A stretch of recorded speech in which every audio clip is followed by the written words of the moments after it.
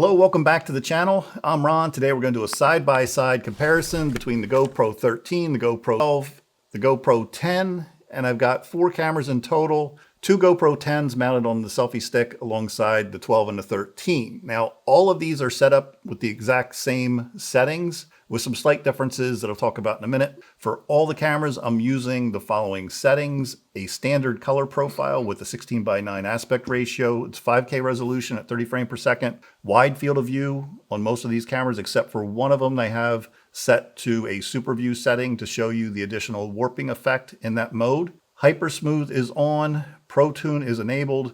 A key difference there is that the GoPro 12 and 13 are set to 10-bit color, while the GoPro 10 is 8-bit in 4K or higher. Everything else, bitrate, shutter speed, white balance, ISO, sharpness, and color profile, it's all identical. Now, let's dive right into the footage. So the first set of shots were taken on the beach around sunset with a lot of action going on, including a couple of photo shoots that were actually happening, and some really nice wave runner footage that I was able to get as well.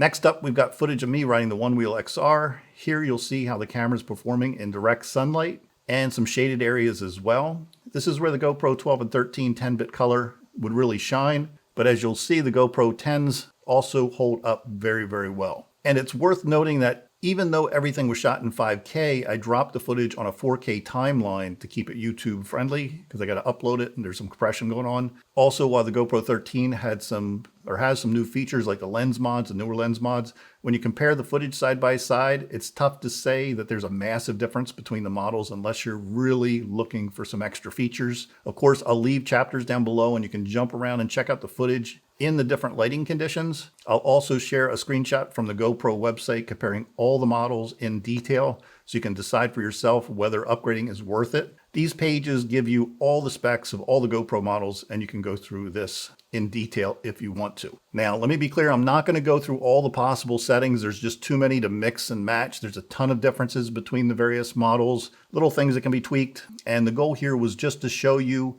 what the footage looks like, pretty much a standard color profile using the different cameras. And of course, the newest GoPro 13 that just came out the other week and compared against some of the older previous models. Now, personally, I think you're going to be hard pressed to really see a huge difference in any of these cameras, at least looking at this footage. Again, you have some compression going on YouTube, and it's just really hard to know for sure what you're looking at. Now, you've got to remember that the image sensors on the 12 and the 13 are exactly the same. It's 1/1.9 CMOS sensor. And more importantly, all 3 of these cameras use the same GP2 system processor. Now, you do have HyperSmooth 6.0 on the 12 and the 13, and the older HyperSmooth 4.0 on the GoPro 10s. Just something to keep in mind. I'm not going to tell you to go out and buy the GoPro 13. That's going to be a personal choice. And if you need some of the newer lens mods, maybe it's worth the upgrade. Now, if you don't need some of the newer features of the GoPro 13, which there are plenty of videos out there at this point, you can go check those out, then maybe stick with your 12, 11, or 10. Maybe even you have a 9. 9s are good also.